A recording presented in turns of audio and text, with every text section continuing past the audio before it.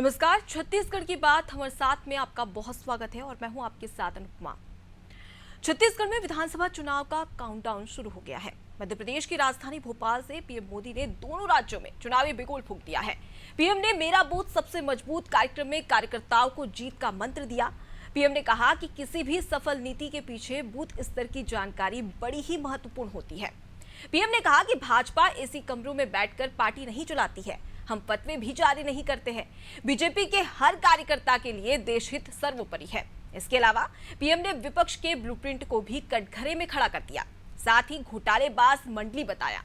उन्होंने कहा कि देश के लिए भला करने का रास्ता तुष्टीकरण नहीं है, सही रास्ता संतुष्टीकरण है। उधर कांग्रेस भी काउंटर नैरेटिव सेट करने में लगी हुई है। कांग्रेस बूथ चलो अभियान के जरिए कार्यकर्ताओं को बूस्टर देकर और उसके साथ ही बूस्टर बैठक भी कर रही है। लेकिन अब सवाल है कि सत्ता वापसी के लिए बीजेपी का सेंटिमेंटल इलेक्शन कैंपेन कितना कारगर साबित होगा। क्या कांग्रेस का सोशल इंजीनियरिंग के जरिए सत्ता बरकरार रखने का फॉर्मूला सफल हो पाएगा? तो आज मेरा बूथ सियासत कितनी मजबूत, इसी पर हम चर्चा करेंगे। लेकिन उससे पहले सुनते हैं कुछ प्रतिक्रियाएं। देखिए, कांग्रेस पार्टी 2023 और 2024 के चुनाव के लिए पूरी तरीके से सक्रिय हो गई है। हमने अपने लगभग 23,000 से अधिक बूथों का निर्माण कर लिया है। हमारे प्रदेश अध्यक्ष जी संभागवार बूथों का सीधे भौतिक परीक्षण कर चुके हैं। अब उसके बाद में अब हम लोग अपना प्रशिक्षण कार्यक्रम भी चला रहे हैं। साथ ही बस्तर से हमने बूथ चलो अभियान का शुभारंभ किया है, जिसमें हमारी प्रभारी स्वयं एक बूथ पर गई हैं, हमारे प्रदेश अध्यक्ष ये बूथ में गए हैं, माननीय मुख्यमंत्री भी जाने वाले थे, मौसम के कारण नहीं जा पाए। हमारे 10,000 से अधिक नेता 23,000 से अधिक बूथों तक जाके वहाँ बूथ कमेटियों की बैठक लेंगे और हम इसका सीधे सीधे अपने निचले स्तर के कार्यकर्ताओं से रूबरू होंगे। जैसे मैंने कहा कि 4.5 साल में राज्य की कांग्रेस सरकार ने हर वर्ग को ठगने का काम, धोखा देने का काम किया है, इसलिए कांग्रेस को इसका कोई लाभ नहीं मिलने वाला। तो देखिए, किसी भी पार्टी के लिए कार्यकर्ता जड़ का काम करते हैं। अगर जड़ मजबूत होगी तो यानी कि पार्टी भी मजबूत होगी। अब इसी पर हर पार्टी का फोकस है, चाहे बीजेपी की बात करें या कांग्रेस की। अब इसी के चलते प्रधानमंत्री नरेंद्र मोदी ने राजधानी भोपाल, मध्य प्रदेश की राजधानी भोपाल से शंखनाद कर दिया और इसके साथ ही 10 लाख कार्यकर्ताओं को डिजिटली संबोधित भी किया। और बीजेपी ने यह दिखा दिया कि उनकी किस प्रकार की तैयारी है। तो वहीं कांग्रेस की बात कर ली जाए तो कांग्रेस भी बूथ चलो अभियान के मद्देनजर तमाम कार्यकर्ताओं को जिम्मेदारी सौंप रही है और किस प्रकार से लोकसभा चुनाव और उसके साथ ही विधानसभा चुनाव में जीत हासिल की जा सके, इसी पर फोकस किया जा रहा है। इसी पर आज हमारे साथ में चर्चा के लिए बीजेपी की ओर से भूपेंद्र नाग और वहीं कांग्रेस की ओर से सत्यप्रकाश सिंह और वरिष्ठ पत्रकार के शर्मा हमारे साथ में जुड़े हैं। आप सभी मेहमानों का बहुत स्वागत है अनादि टीवी में। सबसे पहले मैं रुक करूंगी के शर्मा जी का, जो कि हमारे वरिष्ठ पत्रकार हैं। के जी, अगर देखा जाए तो हर पार्टी कोशिश कर रही है कि किस प्रकार से जड़ को मजबूत किया जाए, ताकि जो जड़ कहा जाता है वो कांग्रेस ये कार्यकर्ताओं को कहा जाता है। अब ऐसे में सवाल यही कि जिस प्रकार से आप तैयारियां देख रहे हैं, बीजेपी की ओर से हमारा बूथ सबसे मजबूत, तो वहीं पर कांग्रेस की ओर से बूथ चलो अभियान चलाया जा रहा है और इसकी जिम्मेदारी कार्यकर्ताओं को सौंपी जा रही है। ऐसे में क्या लगता है कि किसका बूथ कितना मजबूत, आपको क्या लगता है? निश्चित रूप से जैसे कि आज प्रधानमंत्री ने जो भी संदेश दिया हुआ है वो केवल भाजपा कार्यकर्ताओं के नहीं, सभी दल के कार्यकर्ताओं के मार्गदर्शन का काम करेगा। क्योंकि बूथ स्तर पर जो आप काम कर रहे हैं कार्यकर्ता, केवल राजनीति नहीं, वो कह रहे हैं कि बूथ केवल मतदान के लिए नहीं है। उनका कहना है कि सोशल रिस्पॉन्सिबिलिटी भी आपकी जिम्मेदारी है। सामाजिक रूप से आप उनकी सेवा करें, लोगों तक पहुंचे, अखबार पहुंचे, जो खबरें हैं वो अच्छी खबरें उन तक पहुंचे। इसके साथ ही वो कह रहे हैं कि खाद यदि लोगों की आवश्यकता है तो उनके घर तक आप खाद भी पहुंचा। इसका मतलब है छोटे छोटे सेवा के माध्यम से आप राजनीति कर सकते हैं और अपनी छवि बनाने के साथ साथ पार्टी की भी छवि बना सकते हैं। ये उन्होंने महत्वपूर्ण संदेश दिया है। इसके साथ ही केंद्र सरकार की योजनाओं को लोगों तक पहुंचाने के लिए और जैसे बूथ के स्तर पर भाजपा तो आज कदम आगे शुरू से ही है, उसमें कहेंगे कि बूथ से नीचे भी एक पन्ना प्रभारी बना रहे हैं कि 60 मतदाताओं के बीच की जिम्मेदारी एक कार्यकर्ता को दी जा रही है, 60 मतदाताओं की जिम्मेदारी। तो इस स्तर पे का जो भाजपा जो काम कर रही है उसमें बूथ स्तर पर भी काम है, मंडल स्तर पर काम है, शक्ति केंद्र काम है उनका बना हुआ है, इस स्तर पर काम है। उसी तरह इधर यदि कांग्रेस की बात करें तो कांग्रेस में ब्लॉक मंडल स्तर पर, बूथ स्तर पर, ये तो वही है। सेक्टर स्तर पर भी इन्होंने बनाया है, 5 बूथ का एक सेक्टर बनाया है, उसके बाद जोन भी बनाया है और उसके बाद भी सेक्टर के स्तर, जोन और जोन के लेवल का ही इनका वार्ड ही है। वार्ड अलग पदाधिकारी बने जो सब काम करते हैं, लेकिन सेक्टर और जोन के जो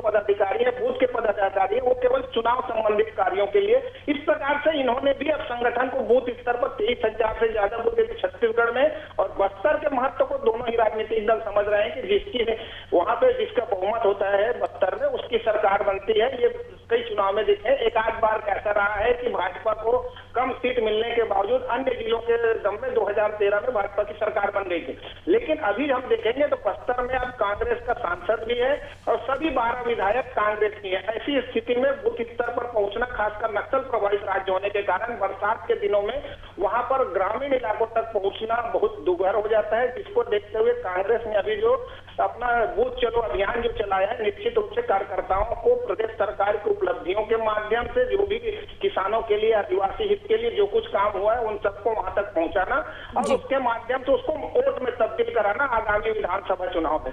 भाजपा जो है केंद्र सरकार की योजनाओं के साथ राज्य सरकार की नाकामी, जैसे कि आज प्रधानमंत्री ने कहीं स्पष्ट किया है, इंगित किया है भ्रष्टाचार को लेकर, तो वो कितना सफल होता है छत्तीसगढ़ में, क्या ईडी और आईटी ने जो कार्रवाई की है उसको जनता तक कितना पहुंचता है, कितनी पुष्टि कर पाते हैं कोर्ट में, कितना उसमें वजन आ पाता है कि कितने लोगों को सजा मिल पाती है, ये तमाम विषय है। तब जाके ईडी की सफलता के आधार पर नहीं भाजपा कह सकते कि छत्तीसगढ़ में भ्रष्टाचार की बात हुई है। इसी साथ ही जो विकास 1.5 लाख करोड़ रुपए यदि भूपेश सरकार ने लोगों की जेब में डाला है तो उसका कितना लाभ लोगों को वास्तविक धरातल में मिला है, बुरहानों की क्या स्थिति है जो भाजपा आरोप लगा रही है, भ्रष्टाचार की क्या स्थिति है, धर्मांतरण की क्या स्थिति है, ये तमाम विषय को लेकर जो भाजपा जाने वाली है तो कांग्रेस के पास भी तमाम विषय है। कर्मचारियों के काम को लेकर, ग्रामीण आत्मनिर्भरता को लेकर, रिपा के माध्यम से रोजगार उपलब्ध कराने को लेकर, तमाम प्रकार के दोनों तरफ से राजनीतिक एक मुद्दों को लेकर जाती कार्यकर्ताओं को जब तक आप बेहतर मुद्दा नहीं देंगे चुनाव में सफलता नामुमकिन है। जैसे जी, तो कुल मिलाकर देखा जाए तो दोनों ही पार्टी की ओर से के जी तैयारियां की जा रही है। भाजपा की ओर से भूपेंद्र नाग हमारे साथ में जुड़े हैं, मैं उनका रुख करूंगी। भूपेंद्र जी, जिस प्रकार से मध्य प्रदेश की राजधानी भोपाल में एक तरीके से देखा जाए तो प्रधानमंत्री नरेंद्र मोदी ने एक तीर से दो निशाने की है, यानी कि 2 चुनावों को साधा है, लोकसभा चुनाव और विधानसभा चुनाव। कार्यकर्ताओं को जीत का मंत्र भी दिया, लेकिन आपसे जानना चाहेंगे कि बीजेपी की क्या तैयारी है कार्यकर्ताओं को लेकर। जी, कार्यकर्ताओं को लेकर भारतीय जनता पार्टी के कार्यकर्ताओं पे आधारित एक पार्टी है, निश्चित उसके लिए सजग और उनके लिए प्रत्येक कार्य के लिए कार्यकर्ता और प्रत्येक कार्यकर्ता के लिए काम, इस मंत्र के साथ भारतीय जनता पार्टी चल रही है। इस हेतु वे सारे युवा वे जोश के साथ जो समय देना चाहते हैं अपने घर से निकलकर, उनको लेकर प्रशिक्षण हो, चाहे योजना बनाना हो कि बूथ स्तर पर कैसे सबकी जिम्मेदारी पूरी हो सकती है, इसका प्रयास जो है लगातार चल रहा है। हमारे बूथ स्तर की तैयारियां, समितियां जो है बन चुकी हैं, उस पर अलग अलग स्थानों से जो प्रशिक्षित अपने कार्यकर्ता हैं उनकी भूमिका निश्चित करने का काम जो है अभी लगातार चल रहा है। साथ ही वे सारी योजनाएं जो भारतीय जनता पार्टी की केंद्र की जो सरकार है उसके माध्यम से आपको जनता को जो लाभ प्राप्त हुआ है, ऐसे लाभार्थियों से हम संपर्क कैसे करें और संपर्क के साथ साथ वे सारी चीजों को अवगत कराएं जो वास्तविकता में भारतीय जनता पार्टी के सरकार होने के कारण ही संभव हो पाया है। क्योंकि कई प्रकार की भ्रांतियां जो है कांग्रेस के जो साथीगण हैं वो फैला रहे होते हैं कि हमारे कारण मिला है, तो जमीनी स्तर पर हम कैसे पहुंचाएं, लेकर जाएं। और वर्तमान में छत्तीसगढ़ सरकार,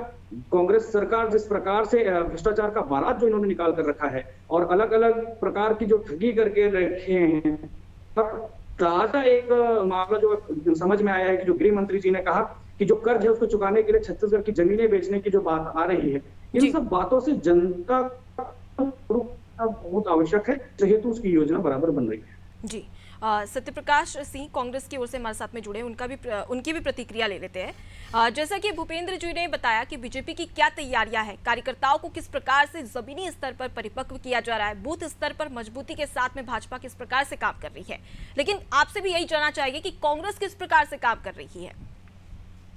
ठीक है अनुपम जी, जैसे के शर्मा जी ने बताया कि हमारी इस बार की तैयारी सेक्टर और जोन वाइज भी है, और मैं एक बात और बोलना चाहूंगा कि बूथ स्तर की तैयारी या बूथ पर हम मजबूत पहले से ही है। आगे के जब हम विपक्ष में भी थे तो हम कभी भी 14 पे नहीं गए, हम उसी 36, 38 से 39 के आसपास रहते थे। तो इसका मतलब है कि हम बूथ पर मजबूत पहले से भी थे और वोट प्रतिशत भी आप देखिएगा पहले 1% से कम में रहता था। इस बार जब हमारी सरकार भी है तो सबसे ज्यादा 10% इस बार रहा है।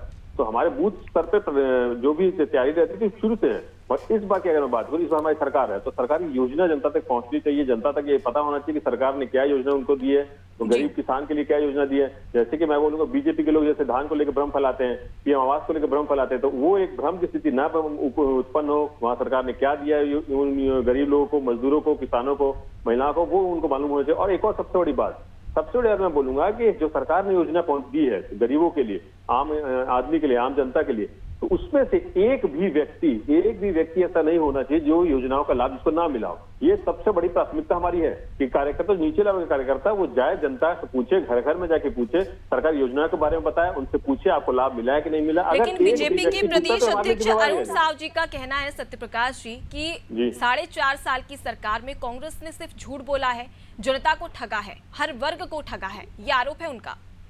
देखिए अनुपमा जी, वो विपक्ष में बैठे हैं तो उनका तो ये काम ही आरोप लगाना, वो हमारी किसी काम की तारीफ तो करेंगे नहीं।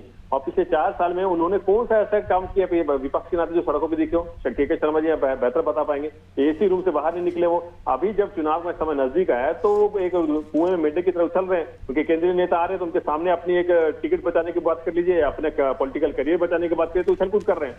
अब मैं बहुत जिम्मेदारी के साथ आपके चैनल में बैठ के बोल सकता हूँ कि हमने हर वर्ग के लिए काम किया। महिलाओं की बात कीजिए, किसानों की बात कीजिए, मजदूरों की बात कीजिए। अरे इन्होंने तो छला है। मैं केंद्र सरकार से बात कर लूं, 100 दिन में महंगाई कम होगी, 2 करोड़ रोजगार की बात कर लिए, 15 लाख की बात कर लिए, अडानी कहां पैसे लेके चला गया, ये सब तमाम तो इनके कारनामे। और मैं अगर रमन सिंह की बात कर लीजिए, डीकेएस घोटाला, नान घोटाला, धान घोटाला, कोरबा घोटाला, चिटफंड घोटाला, कौन सा घोटाला इन्होंने छोड़ रखा है? ठीक है, भूपेंद्र जी से प्रतिक्रिया ले लेते हैं। भूपेंद्र जी, सत्यप्रकाश जी ने कहा है कि बीजेपी सिर्फ एसी कमरों में बैठती है और जब चुनाव करीब आता है तब जमीनी स्तर पर जाती है, क्या कहेंगे आप? अगर हम इसी के कमरों में बैठे होते तो बेरोजगारी भत्ता को लेकर जो बड़ा आंदोलन रायपुर की राजधानी में हुआ था, रायपुर राजधानी में संभव नहीं हो पाता। ऐसे ही वो कहना चाहिए मकान को लेकर जो जब घिराव होता है रायपुर में, तो जो एक उभरी वो पहुंची।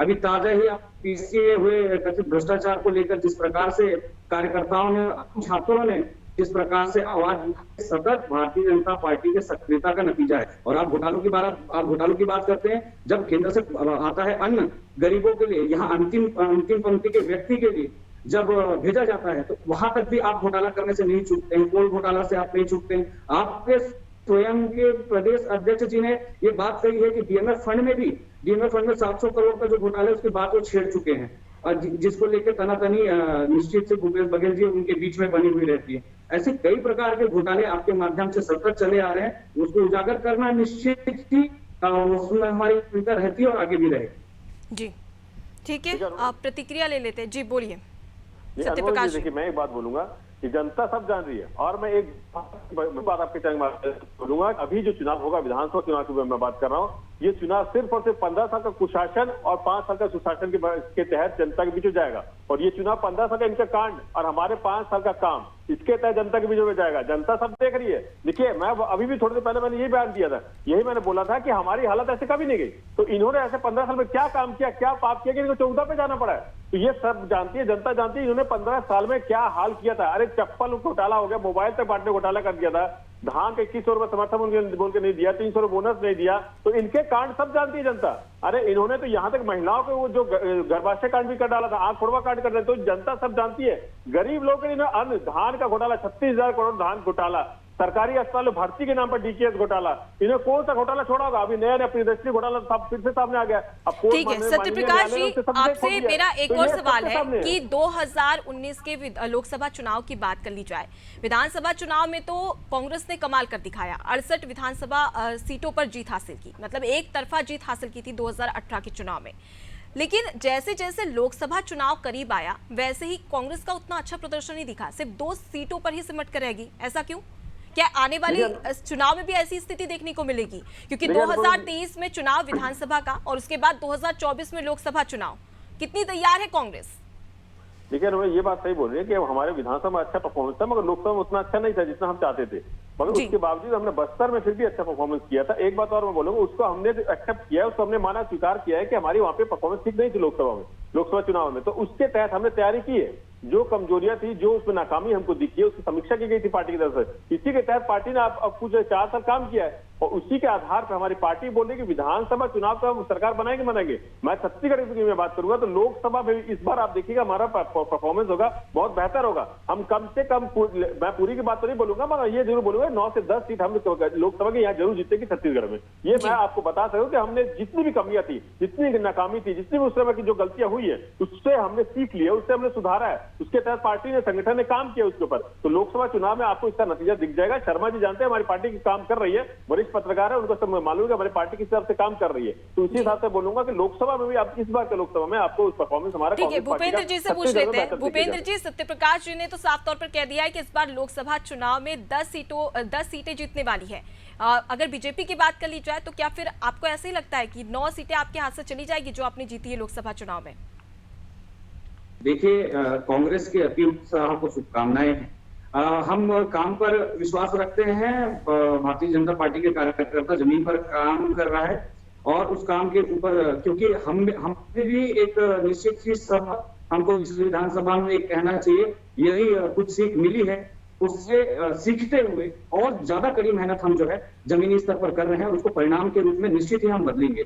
और ये जो 4 वर्ष से कांग्रेस ने जो किया है उसका ताजा अगर गत दिनों के ही हम समाचार उठाकर देख लें तो स्थिति शाला प्रवेश के समय ही हम लोगों ने देखी 30,000 जर्जर जो भवन है स्कूल के, वो किस प्रकार से पड़े हैं, मेंटेनेंस तक उसका नहीं हो पा रहा है। ऐसी स्थिति वर्तमान छत्तीसगढ़ में।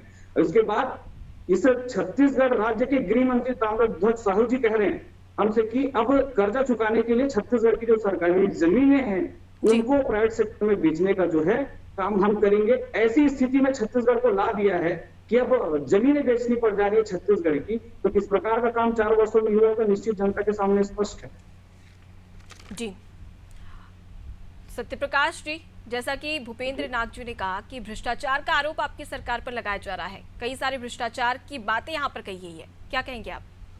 भ्रष्टाचार तो मैंने जैसे बताया, भ्रष्टाचार इनके समय का, और मैं एक छोटा सा उदाहरण मैं आपको बताऊंगा। इन्होंने स्कूल की बात की, आसमान स्कूल 15 सालों में इन्होंने गरीब आदमी के लिए, गरीब व्यक्ति के लिए सोचा नहीं कि उसके बच्चे को भी अच्छी शिक्षा मिलनी चाहिए। मगर देखिए राजनीति इनको करनी ये अलग बात है, मगर अंदरूनी स्तर पर, जमीन स्तर पर ये भी जानते, ये बृजमोहन अग्रवाल जी का ये सिफारिशी लेटर है। आत्मानंद स्कूल में एक बच्चे को दाखिला करने के उन्होंने सिफारिश लेटर लिखा था। तो ये सबके सामने है, ये भी जानते हैं कि जमीन स्तर पे काम हो रहा है। क्योंकि इनको राजनीति करनी है, विपक्ष में बैठ के इनको राजनीति करनी है, जनता के सामने भ्रम फैलाना है, तो एक अलग बात है। मगर इनको भी पता है जमीन स्तर पर क्या चल रहा है। और देखिए एक बात और, जनता जो है महंगाई की वजह से, बेरोजगारी की वजह से त्रस्त है। आप देखिए महंगाई और बेरोजगारी चरम पर है।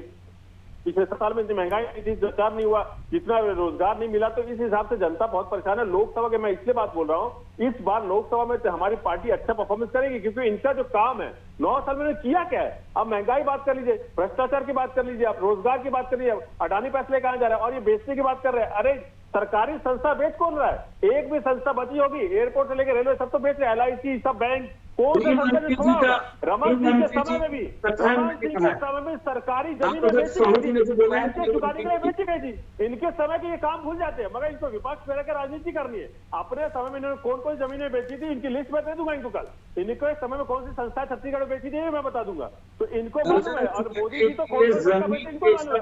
अरे LIC तक बेच डाले हैं, इनके पास है क्या? और एक और मैं बात बोलूंगा, हमारी वित्तीय संभालने की स्थिति कैसी है? पिछले 1 साल में 1 रुपया भी बाजार से कर्ज नहीं लिया गया। ये हमारी वित्तीय मैनेजमेंट है, फाइनेंशियल मैनेजमेंट का काम है। एक किसान पुत्र चला रहा है, कैसे चलाना चाहिए फाइनेंशियल मैनेजमेंट वो जानते हैं। मगर रमन सिंह जी, कथा कथित डॉक्टर रमन सिंह जी इतने बड़े वित्तीय फाइनेंशियल मैनेजमेंट थे कि 42,000 करोड़ का कर्जा इन्होंने लिया था, और आज सिर्फ और सिर्फ 55,000 करोड़ है। तो ये क्या दिख रहा है? ये दिख रहा है कि इन्होंने क्या हालत किया था, और कौन कौन से जमीनें सरकारी बेची थी अपना कर्जा चुकाने के लिए, उसके बाद भी नहीं दे पाए थे। इन्होंने कोई भूपेंद्र जी, सरकारी जमीन बेचने का आरोप यहाँ पर सत्यप्रकाश जी की ओर से लगाया गया है, लेकिन उससे पहले मैं इन्होंने जितने भी आप पे आरोप लगाए उसकी जवाब तो लेना चाहूंगी, लेकिन उससे पहले मैं आपसे ये पूछना चाहती हूँ कि 2018 की जब चुनाव हुआ था, विधानसभा चुनाव छत्तीसगढ़ में, उससे पहले 15 साल तक रमन सरकार ने सत्ता में अपना काम दिखाया। उसके बाद में कई सारी, अगर देखा जाए तो 15 सालों तक सत्ता संभालने वाली बीजेपी सरकार 15 सीटों पर सिमट कर रह गई, ऐसा क्यों?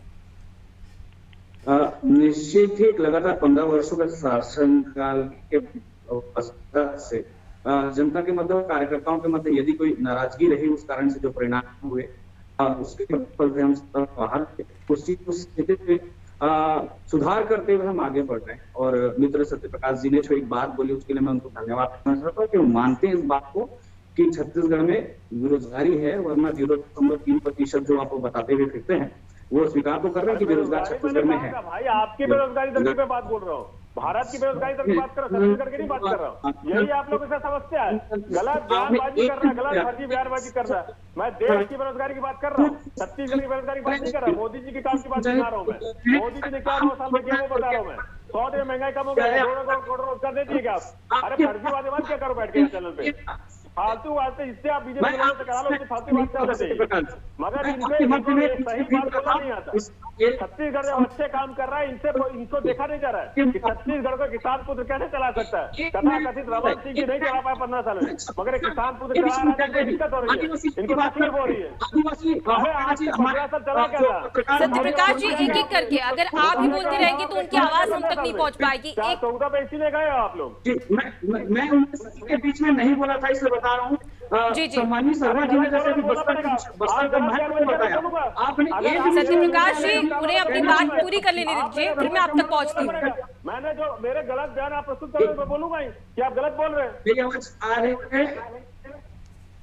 एक विश्वविद्यालय या एक महाविद्यालय भी कहना चाहिए आपने यहाँ पर खोल कर दिया कि नया? पुराने भवन जो पहले थे उसका केवल नामकरण आपने नाम बस बदला है, नए स्ट्रक्चर खड़ा नहीं किया है। आपने स्ट्रक्चर खड़ा करना था, ये बता दीजिए जो आप बोल रहे हैं कि वो पुराने नाम पे स्कूल बनाया था, पूरे छत्तीसगढ़ में एक इंग्लिश मीडियम स्कूल बता दीजिए रमन सिंह ने बनाया हो। जो आप बात करें कि उन्हीं के नाम पे चल रहा है, एक आपको स्कूल का नाम बता दीजिए। ठीक है, तो लगातार अब यहाँ पर भी बयानबाजियां देखने को मिल रही है, इससे पता चल जाता है कि किस प्रकार की तैयारियां यहाँ पर की जा रही है। वरिष्ठ पत्रकार के जो हमारे साथ में जुड़े हैं, मैं के शर्मा जी का रुख कर लूंगी। के जी, जिस प्रकार से हमने बातचीत की बीजेपी और कांग्रेस से भी, और फिलहाल की स्थिति में देखा जाए तो दोनों ही पार्टियां लोकसभा और विधानसभा चुनाव के मद्देनजर जमकर तैयारियां कर रही है। कार्यकर्ताओं को परिपक्व बनाने के लिए, सशक्त बनाने के लिए, बूथ स्तर पर मजबूती प्रदान करने के लिए तमाम योजनाएं और रणनीतियां भी बनाई जा रही है। ऐसे में आपको क्या लगता है कि किस प्रकार की स्थिति 2024 और छत्तीसगढ़ में 2023 के विधानसभा चुनाव में देखने को मिलेगी, और क्या क्या प्रयास किए जाने चाहिए बीजेपी की ओर से भी और कांग्रेस की ओर से भी? देखिए अनुपमा जी, छत्तीसगढ़ में कांग्रेस और भाजपा दोनों ही विधानसभा और लोकसभा चुनाव की तैयारी एक साथ कर रहे हैं, लेकिन छत्तीसगढ़ की जनता स्पष्ट रूप से दोनों के अंतर को समझती है। विधानसभा चुनाव स्थानीय मुद्दों पर लड़ा जाएगा और राष्ट्रीय मुद्दों की जहां तक बात होती है वहां पे नरेंद्र मोदी का चेहरा और फिर केंद्र सरकार के किसको सांसद चुनाव चुनना है, ये एक बात बनती है। सांसद का चेहरा जो है नरेंद्र मोदी के नाम पे वोट मिल जाएगा, लेकिन विधानसभा की जब आपको बात करनी है तो आपको नीचे स्तर पे स्थानीय मुद्दों पे चुनाव लड़ना पड़ेगा। जैसे कि अभी बात आ रही 15 साल बनाम 5 साल करने के प्रयास जो कांग्रेस कर रही है, तो भाजपा जो है वो 9 साल बनाम 5 साल करने का जो प्रयास करी केंद्र सरकार के 9 साल की उपलब्धियों को लेकर के। लेकिन दोनों में हम देखेंगे तो कार्यकर्ता की जो बात आ रही थी, तो कार्यकर्ता सत्ता में रहते हुए कार्यकर्ताओं को कितना संतुष्ट कर पाई है, ये कार्यकर्ताओं के ऊपर एक कितना उत्साह आ पाया है 5 साल सरकार में रहते हुए कांग्रेस के, ये कांग्रेस को दोबारा सत्ता लाने के लिए। तो बिल्कुल बीजेपी और कांग्रेस की ओर से भरपूर प्रयास किया जा रहा है कि बूथ स्तर पर मजबूती के साथ ही साथ कार्यकर्ताओं को सशक्त बनाने के लिए किस प्रकार से उनमें जोश भरा जाए, इसकी तैयारी दोनों ही पार्टी की ओर से की जा रही है। फिलहाल के लिए आप सभी मेहमानों का बहुत शुक्रिया हमसे बातचीत करने के लिए और हमारे इस डिबेट में हमारे साथ में जुड़ने के लिए। तो देखिए, चुनाव है और एक तरीके से देखा जाए तो विधानसभा चुनाव, लोकसभा चुनाव की तैयारियां दोनों ही पार्टी जमकर कर रही है। बीजेपी की बात कर ली जाए तो कर्नाटक में जिस प्रकार से मोदी मैजिक नहीं चला, अब इसी के चलते कहीं ना कहीं बीजेपी के लिए एक बड़ा सबक है, और स्थानीय मुद्दों को परिपक्व करने के लिए और स्थानीय मुद्दों पर चुनाव लड़ने के लिए बीजेपी अब तमाम तैयारियां कर रही है, और इसी के मद्देनजर अब कार्यकर्ताओं को प्रशिक्षण भी दिया जा रहा है। तो वहीं कांग्रेस भी इससे पीछे नहीं है, कांग्रेस भी चुनाव में लगातार विधानसभा और लोकसभा चुनाव में जीत हासिल करने का भरपूर प्रयास कर रही है। हालांकि कितनी सफलता मिलती है ये तो चुनाव का रिजल्ट ही बताएगा। तो फिलहाल के लिए इस बुलेटिन में इतना ही। देखते रहिए नादी टीवी। नमस्कार।